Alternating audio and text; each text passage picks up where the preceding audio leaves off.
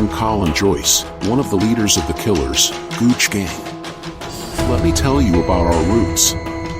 The Gooch Gang found its beginnings in the heart of the Alexandra Park Estate in Moss Side, specifically around Gooch Close.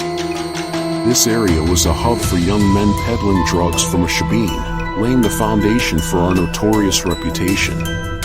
The landscape changed in the mid-1990s when Alexandra Park underwent redevelopment and our stomping ground was renamed Westerling Way.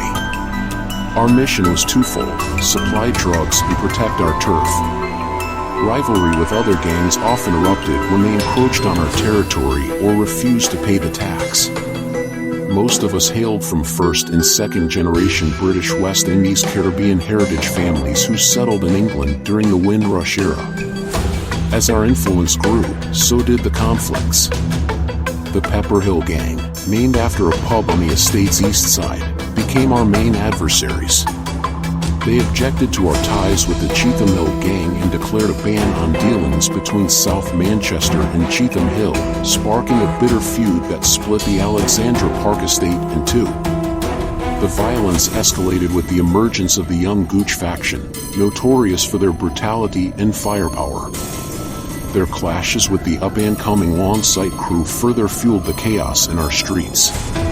By the mid-2000s, the Gooch Gang had evolved into a formidable force, comprising various smaller crews like the Longsight Street Soldiers, Old Trafford Crips, Rusholme Crips, and Fallowfield Mad Dogs.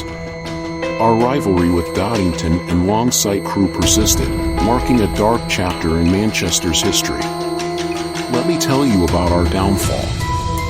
In October 2008, the law caught up with us, and 10 of our members faced trial for a series of gang-related offenses. Yours truly, along with Lee Amos, got nabbed back in 2000 at our nerve center in Moss Side, armed to the teeth with an arsenal of firearms. Despite our earlier stint behind bars, we were released on license in 2007, only to dive back into a spree of shootings. But justice eventually caught up with us again. In April 2009, Joyce and Amos, along with 9 others from our crew, were found guilty of a slew of crimes, including the murders of Yukul Chin and Tyrone Gilbert. Manchester's chief prosecutor hailed these convictions as a victory for public safety. To minimize the risk of witness intimidation, our trials were held far from home, at Liverpool Crown Court. In our world, violence begets violence.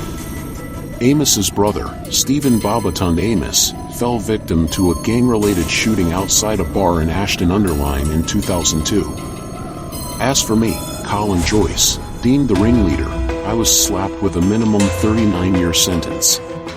Amos got hit with a minimum of 35 years and met his end behind bars in 2024. 3 others from our gang also received hefty minimum sentences, sealing the fate of the once mighty Gooch Gang.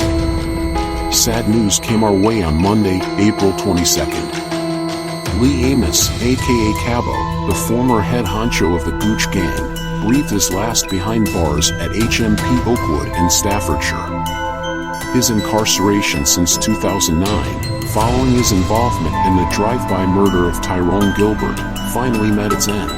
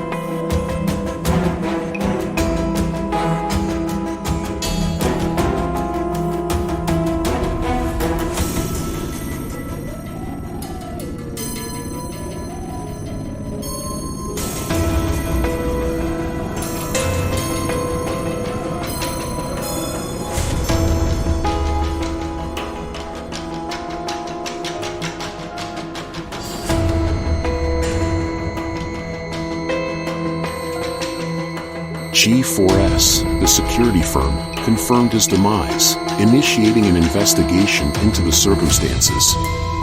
Amos was serving a minimum of 35 years for Gilbert's murder, a fate sealed by his involvement in our dark deeds.